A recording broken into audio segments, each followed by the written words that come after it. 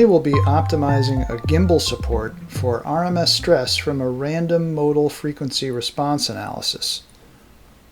We'll begin by creating our simulation files, and we won't create a solution yet. We'll be doing that in just a moment.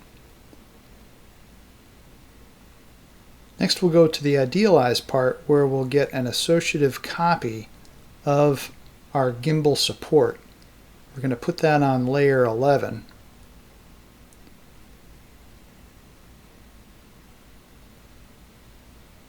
That will help us to isolate that particular geometry so we can more easily idealize it.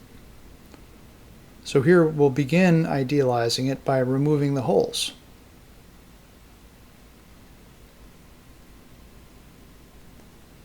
Next we want to remove the center ring.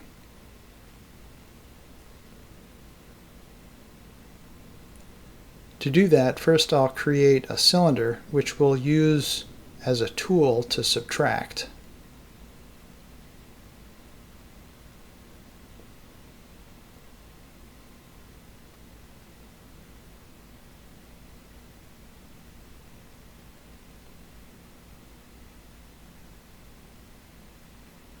We'll select a diameter and a height, create the cylinder, and then use it to subtract from our gimbal support.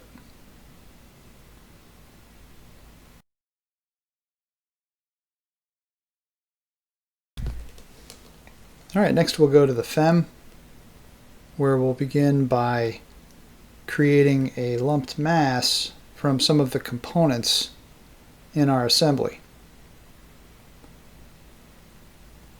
So here we'll use the Create Lumped Mass at Center of Gravity 0D Mesh command. We'll select the three components. We'll select Combine Bodies and Meshes into one lumped mass. And here we can see that lumped mass. Now, one thing to note about creating that 0D lumped mass using the bodies is that those bodies need to have material properties assigned to them so that they'll have a density which can be used to calculate the mass and the properties of inertia. So next we'll go ahead and put a mesh on our gimbal support arms, and then we'll connect our lumped mass into our gimbal support arms using the 1D connection command with an RBE2 element.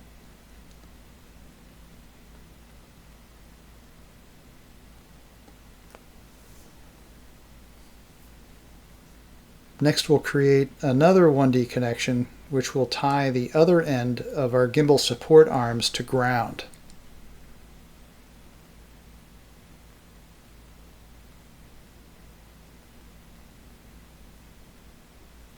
So here I'll create a point between our arms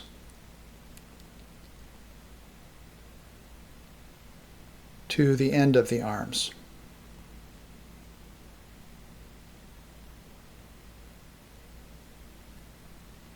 So there you can see our connections. You can also see our brick meshes in the navigator, and here if we edit the mesh collector, you can see we're inheriting the material properties from the solid bodies. Those solid bodies in our gimbal assembly had material properties assigned.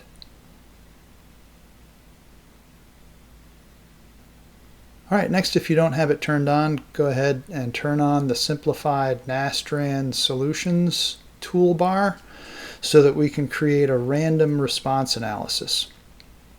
Here we'll give it a name. Type is structures, method modal. We'll create some Lanczos data. Here I'll define a frequency upper limit of 2000 Hertz, and I'll remove the number of desired modes. Next we'll specify our excitations, and this will be a base excitation. And so that we can select our points a little bit easier, let's go ahead and turn off the assembly with our layers, and we'll define it as an acceleration. The component first will be x, and we'll specify that using an AFU, an analysis function. So here we're only able to select a node. We're going to need to change that later, and I'll explain why in some more detail. But first let's go ahead and create our random PSD excitation. Here I'll give it a name. We'll specify the axis definition for frequency in hertz as uneven, and for acceleration we'll specify that in G's. And then we'll open up a spreadsheet where we can either enter the values, or if you already have a spreadsheet, which I do, we can go ahead and copy the points from that into our spreadsheet to define our PSD. Alright, now after you've pasted those values in there, we need to go to Add-ins, Update Table function. That will send the data from the spreadsheet back into Simcenter 3D. And now we've applied that in the X direction. We'll repeat those steps for the Y, and we can reuse the PSD that we've already defined for the Y and Z directions.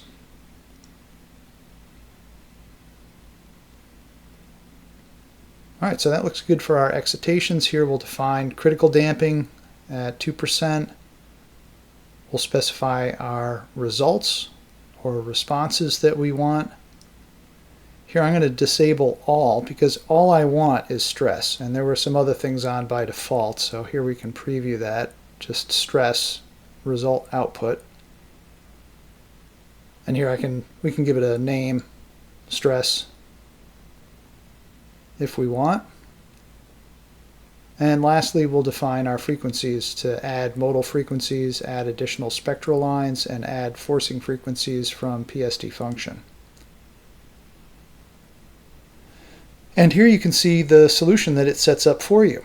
There are a number of constraints, and these constraints were defined using a node, and we don't want that, because while the model will run just fine, if we make any CAD changes, which we're going to be doing as part of our optimization, that will not update. That node will not update.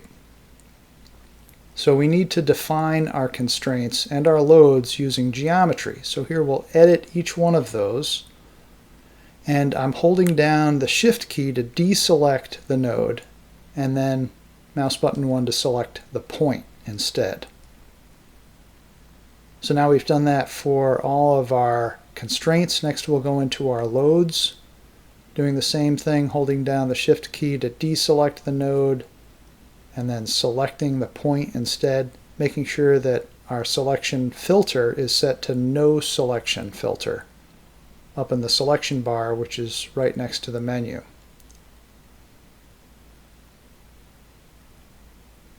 Alright, so that's all of our constraints, and loads now are geometry based as opposed to nodally based. And we'll go ahead and solve.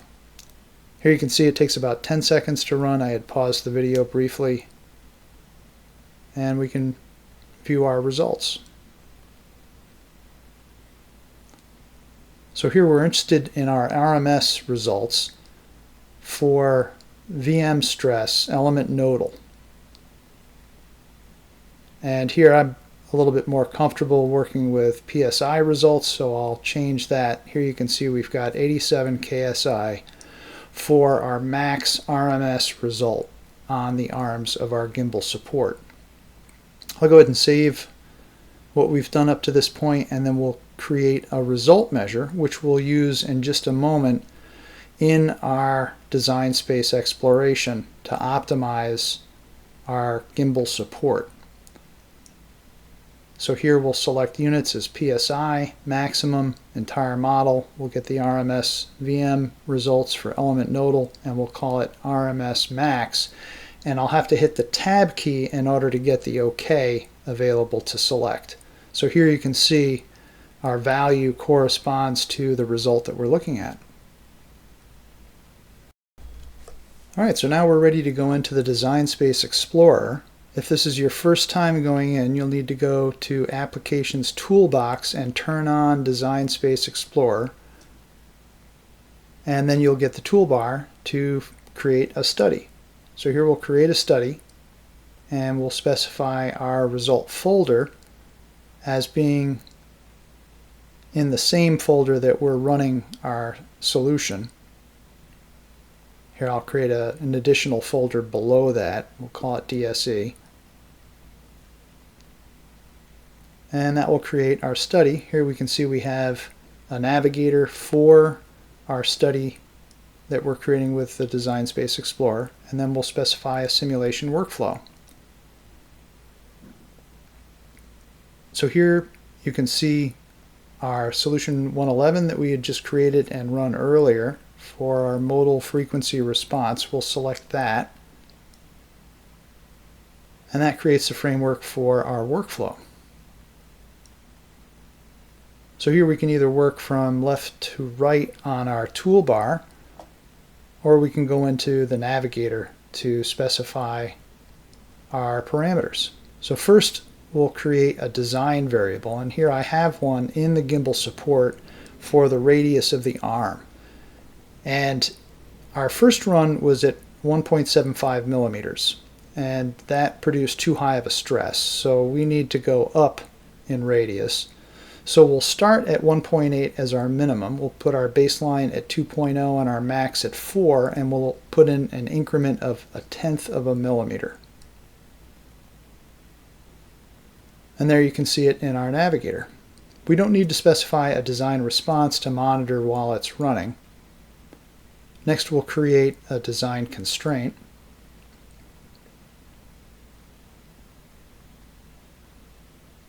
And here we'll select our result measure from the sim, which is our RMS max stress, and we'll give it a maximum value of 30 KSI.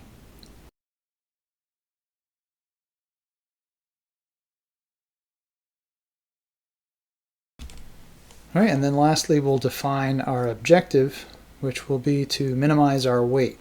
So here again we'll go into the sim, looking for finite element response, FE weight, and minimize. All right, so now we're ready to run. Let's go ahead and make sure we're not in post-processing, and we'll run the study.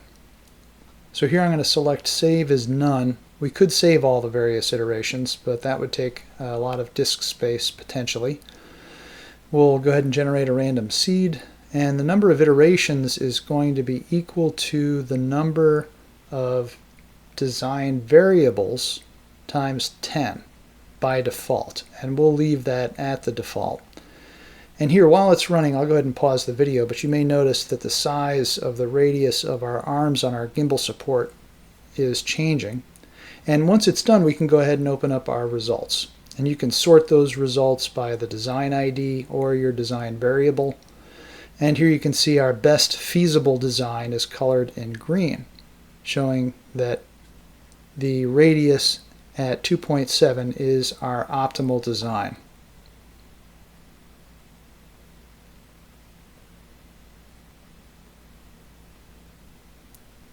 Next, we'll go ahead and look at our results as a 2D relation, where we can plot on the x-axis the radius of our gimbal support arms versus the RMS max stress. And you can see a parabolic relationship there between the radius and the RMS max stress.